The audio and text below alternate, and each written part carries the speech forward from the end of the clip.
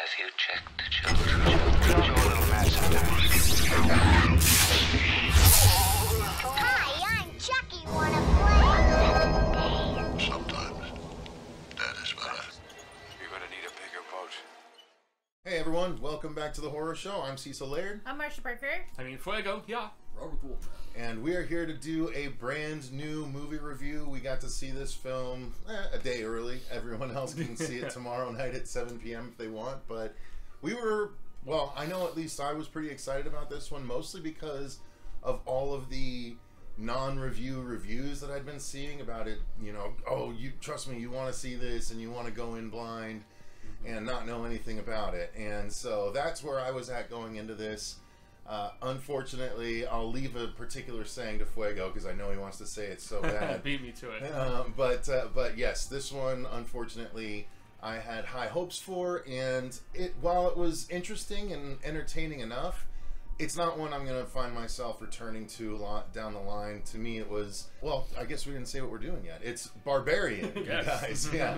If you guys haven't figured out by the thumbnail. True. Yeah. Everything behind us right now. All that red. But yeah, while I think it was good, it was serviceable as a horror movie. It was a mishmash of a bunch of things I've seen before, in my opinion. So, Marcia?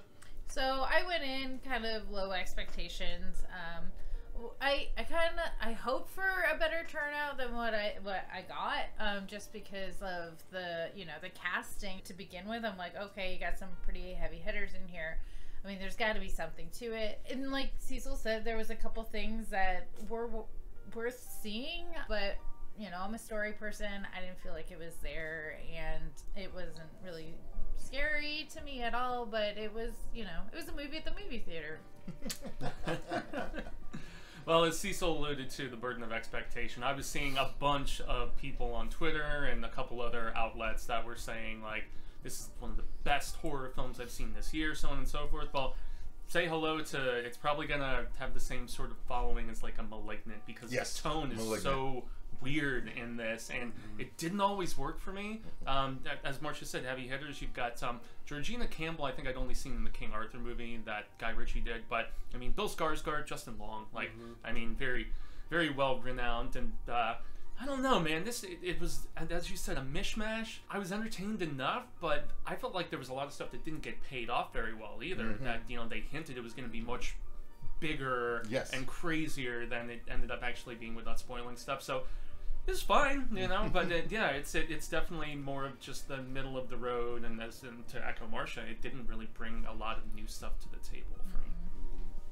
And this is going to basically be an echo off of the three of them. Yeah, it was, again, one of those things of, I kept hearing through the grapevine of, this was actually a really fun horror movie, something new.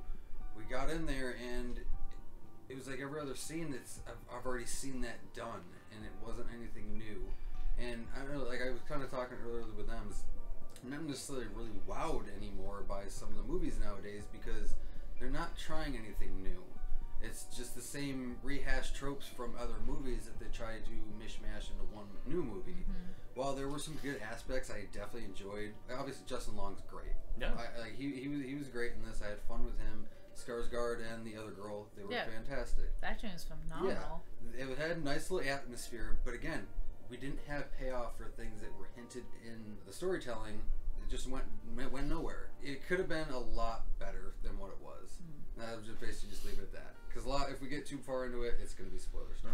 Yeah, we're going to be very light on the story here because, quite frankly, that would give away too much if we go any farther than the trailer did, and we won't even go as far as the trailer did in certain cases. But honestly, we can't even throw out it's like this movie meets this movie, because that would easily spoil what's going on in the film. But to me, it can be divided into three different movies. Yeah. The story is a young woman shows up to a place in Detroit that is intended to be her Airbnb, and when she gets there, the key is not there because a young man, Bill Skarsgård, is already there, having taken the Airbnb from a different rental service. So He kindly invites her in to try and find another place for her to stay, and then what happens from there? That's pretty much as far as I want to go with it. Because they play up the tension, right up from the beginning, and you don't know what kind of movie it's going to be until it reveals itself right around the 30-minute mark. And I think that in that aspect, they did a really good job. Okay. They really had me for a while, and then when it flipped, I was like, oh, okay. It's like this, yeah. And then they lost me. I was into the initial flip, but then as we got more into the third act, and I'm like, oh, it's gonna be this. I was just like, huh. Well, again, even when they had the reveal, the lack of big payoff of what they were making it seem to be, it really disappointed me. The atmosphere, I thought, was really well done. It was creepy. It kind of threw you on a little wishy-washy because, again, what seems like it was going to go one place goes a completely different place, and right as about around that corner, it completely does another flip and comes back around. It was just trying to be too much for what it wasn't. Make up your mind. They should have just committed to one piece of storytelling. I don't necessarily agree with that. It's just that what they did just didn't feel new. Like I kind of like when things switch it up. Like the one that did it really well is Incident in a Ghostland. That movie changes up like every half hour, and it's really fucking great how they do it.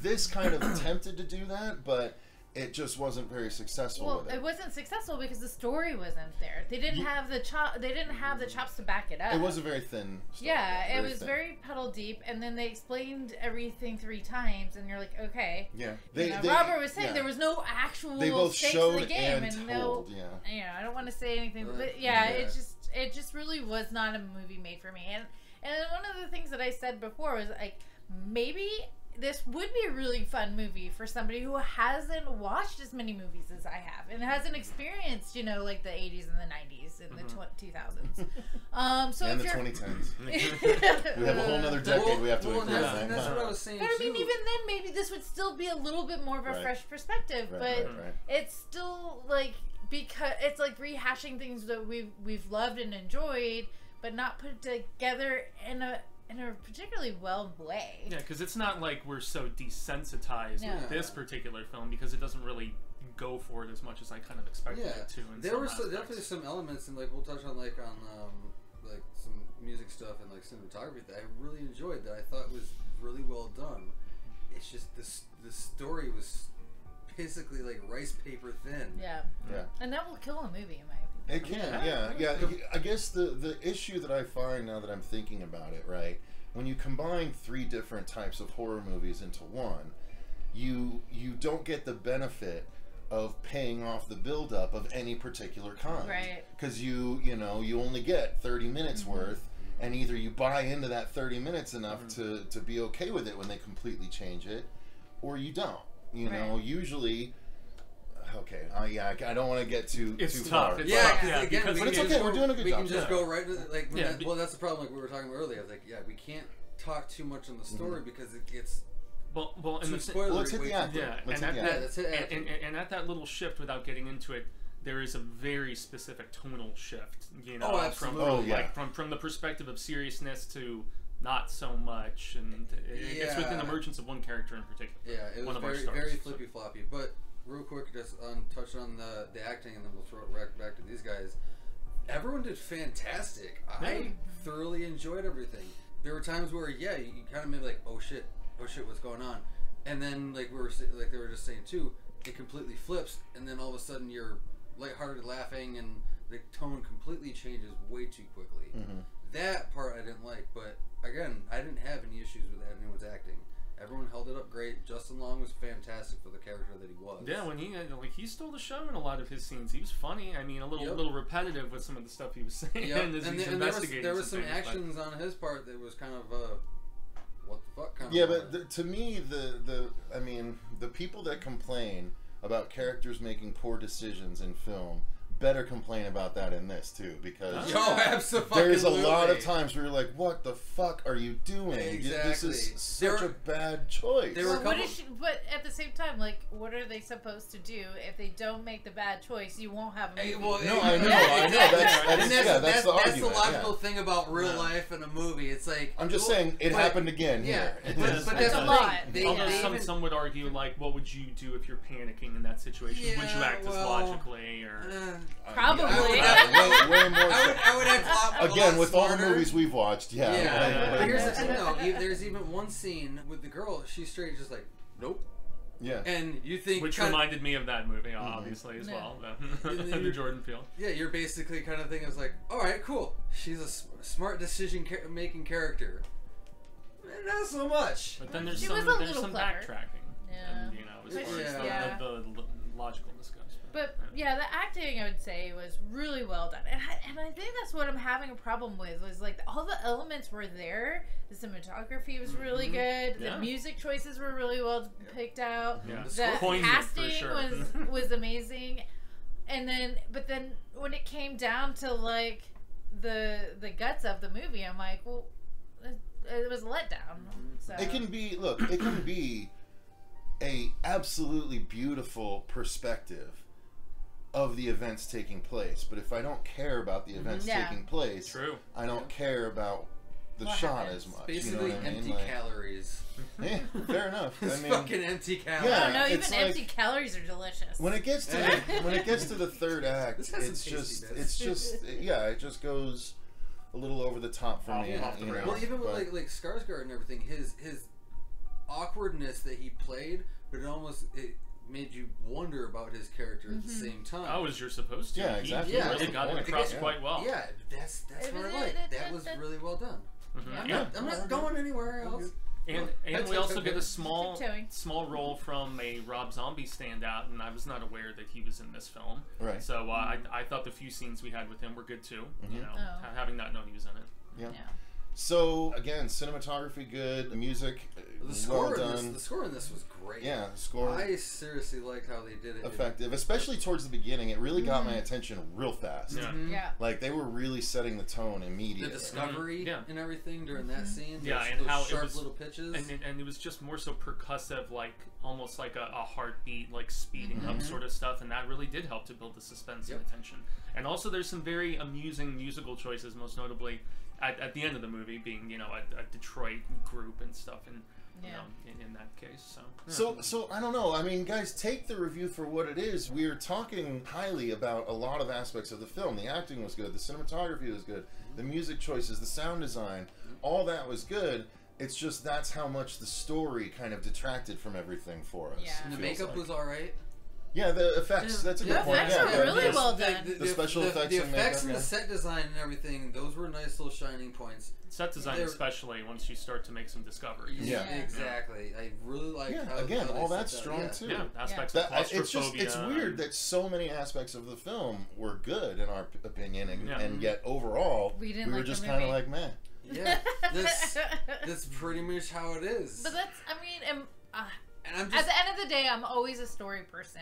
If it's a solid story and it brings me from beginning to end, or even if it doesn't bring me to the end and leaves me hanging, but done in a good storytelling way, then I will respect a movie. I will say again, without spoiling, but there was a moment towards the very end that I felt ways that I was not expecting to feel, and then they do something that like again, the movie completely changes it on you again immediately, and it was like I admired the bold choices there. Yeah, there were a lot of bold choices in this movie that I was like, there were a couple times where I was like, well, I was not expecting that. Yes. I think that is good, and then and then they just dropped the ball with it. Yeah. Like they set you up. You're like, okay, I'm interested. Okay, I'm not interested anymore. Yeah. And they did that a few times, which it's like you set it up, but then you didn't actually hit the ball. You gave me blue balls. That's kind of painful. Kind of It cinematic was. equivalent. No, you're it not was wrong, like man. it was all fine and dandy. We were having fun, and then all of a sudden you're like, we're going home. So I think that's going to do it for all of our non-spoiler thoughts on, what are we saying? Barbarian. Yes. So if you guys are interested, definitely go check it out so you don't get spoiled yourselves. Make up your own minds. Again, there were people that went to this same press screening as us that are saying it's their favorite horror movie of the year already. Like, so, you know, we're in the minority as far as the, you know, the vocal people so far on this film. I'll be interested to know y'all's thoughts. Let us know. We'll be back in a couple days this Sunday once everyone's had a chance to see it. I'll put up our spoiler thoughts. We are going to record a little spoiler section. You know, just kind of an informal spoiler thoughts a bit that we'll put out later on. But yeah, that's going to do it for this. Thank you very much for watching. Thank you to all of our patrons for supporting the channel the way that you do. We greatly appreciate it. Until next time, I've been Cecil Laird. I'm Marcia Parker. Gracias, también Fuego. Wolfman. And remember, stay scared. Or should we really throw them off and we're all like, yeah, and then they watch it and they're like, no. Yeah, just do like a fake yeah. And then it's just a shit. Gotcha, bitch.